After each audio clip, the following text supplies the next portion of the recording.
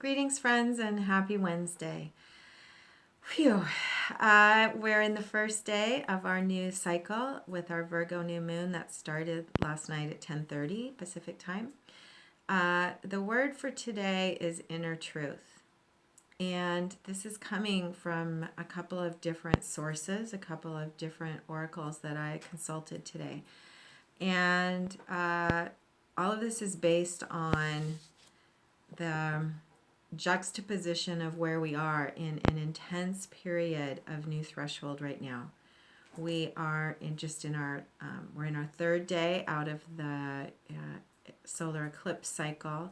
We're in the last 2 days of Virgo and the first day of a new moon. So there's a whole bunch of transitions right now, and some of us are feeling both the exhilaration of the new possibility as well as the fatigue and the intensity of all of the forces that are at play. So inner truth is encouragement for you to know that actually everything's really fine, even if you're exhausted, if you're feeling uncertain about the next best action to take, if you're feeling exhilarated about new possibilities and eager to step ahead. For all of us right now, it's really important to connect within. There's a lot of integration happening.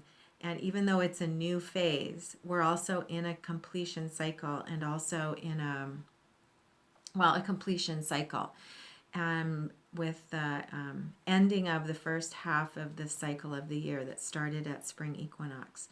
So a bunch of swirling forces right now. Everything's awesome. It's just a little bit intense for some of us. And so I'm experiencing waves of clarity and energy and waves of fatigue. When we had circle last night, at the end of circle, I drew a card, which is right before new moon, and I drew a card asking what I needed to know about fully completing the last cycle and then stepping into and aligning myself with the new cycle. And I used the animal spirit cards, and I got starfish. And the message I'm bringing forward from Starfish, I will just say if you use Kim Kranz's deck, is much different than what she brings forward. There's more than one path of access to archetypes. The message I'm using from Starfish is the strength of the form of the five, the memory and the understanding that we are stars, and the strength of the exoskeleton, the resilience of the star to regenerate when one of its limbs is cut off. There's all sorts of amazing stories about starfish, and the summary of all of this came from a little pocket book that Ted Andrews did on from Animal Speak. And in his pocket book, the summary of starfish is connect with your inner truth. So that out of everything else that we could do today is my best compass stone. And so that's what I'm sharing with you. Know that you have access to all the grids of perfection and that they align within. This is the strongest message of the new moon also. Alignment with inner truth and using our willpower to choose inner truth and to choose alignment is what will connect us with higher understanding and illuminated awareness of the next best steps in the midst of all of the complexity and confusion and contrast right now. So I also looked up the Sabian symbol for 29 Virgo, which is where we are today, and I had forgotten this is this is a really special symbol in all 360.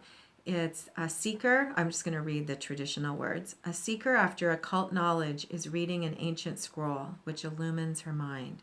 Now, the word occult means hidden. And so a teacher after hidden knowledge, preserved knowledge, it's hidden to keep it safe. So a teacher after a seeker after wisdom teachings is reading an ancient scroll, which illumines his mind. So this is a beautiful statement of where we are right now. And first of all, it's a reminder, and Dane Rudhyar's commentary, he talks about the cosmic grids of wholeness that we always have access to. And this is a point in our own development this year, and a point in the cycle of the year when we can connect at a new level to the fullest grids of health and wholeness. One of the most strong aspects of Virgo is physical health, and that physical health refers to a quality of mastery, of stepping fully into the templates, of full harmony and congruence in the physical world. So,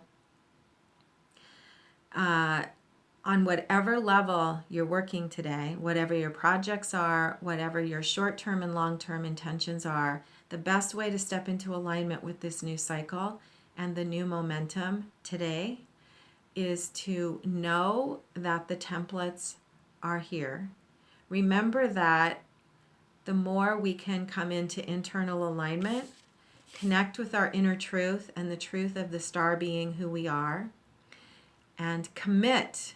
5 is about commitment and showing up with willpower. It's the energy of Mars. Know if you choose to show up and commit and connect with inner truth, even if it's a challenging day, on whatever level the challenge may be, everything is well, everything is perfect, everything is as it is. And from inner truth, you will know the best way for you to show up in this moment.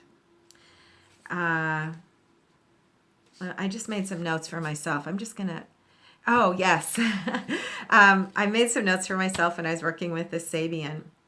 And one of the interesting aspects of the keynote of the Seeker is in Dane Rudhyar's keynote, it's after a crisis. The best thing to do is to seek to realign oneself with renewed consciousness and the larger cosmic grids of wholeness. So after a crisis, we're coming out of we're coming out of the end of one cycle and a new one, and crisis just refers to challenge. So there's been a lot of dismantling, restructuring, destruction, reconstruction, and so the time right now is to check in with your grids and connect. I probably just resaid what I said before, but it feels super significant right now to understand the bigness of what's happening and know that we don't have to understand it. All we have to do is say that we're available, commit to inner truth, and trust, and help each other. So have a great day, and I will see you again tomorrow.